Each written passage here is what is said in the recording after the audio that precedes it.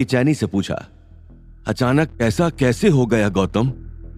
गौतम ने बिना झिझक पूरी सीरियसनेस के साथ जवाब दिया, डैडी जी, यहाँ गर्मी ज्यादा है और अवनी पहले से ही बहुत स्ट्रेस में थी।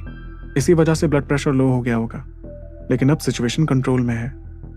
अनिल और अंजलि के चेहरों पर साफ राहत दिखाई दी। हाँ अंकल जी, लगता है एग्जॉस्टन का इफेक्ट था। अवनी ने आंखें खोली और बेहद हल्की आवाज में बोली, पापा मैं थोड़ी देर रेस्ट करना चाहती हूँ। अनिल ने अवनी के माथे पर हाथ रखा। ठीक है बेटा, तुम रेस्ट करो, हम बाहर ही हैं। अनिल और अंजलि कमरे से बाहर निकल गए। दरवाजा हल्के से बंद हो गया।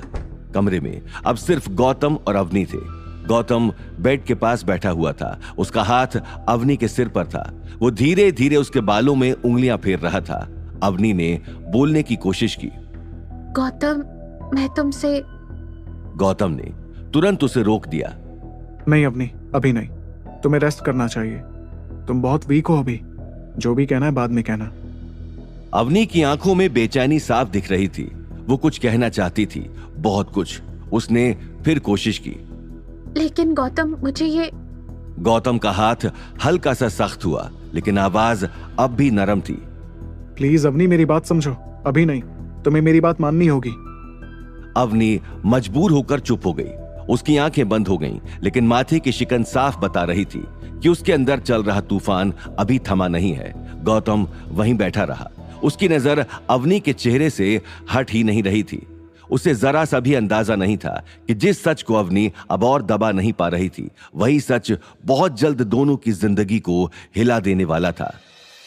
कुंभलगढ़ की पहाड़ियों पर शाम धीरे धीरे उतर रही थी।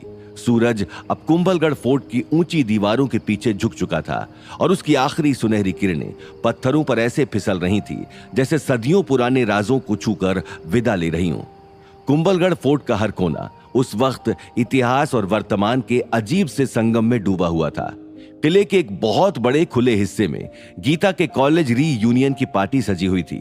येलो एंड व्हाइट लाइट्स पत्थर की दीवारों से टकराकर माहौल को चमकदार बना रही थी। हल्के म्यूजिक की धुन हवा में तैर रही थी। हंसी, बातचीत और पुराने किस्सों की आवाजें आपस में घुल मिल रही थी। गीता के कॉलेजमेट्स एक एक करके एक दूसरे से मिल रहे थे। कोई सालों बाद गले मिल रहा था, कोई मोबाइल में पुरानी फोटोज दिखा रहा था। ज्यादातर लोग महंगे कपड़ों में थे। किसी के साथ उसका स्पाउस था, किसी के साथ बच्चे। कई लोगों के साथ तो छोटे छोटे पोते पोतियां भी थे जो किले के खुले आंगन में इधर उधर भाग रहे थे। गीता अपनी व्हील चेयर पर बैठी हुई धीरे धीरे उस भीड़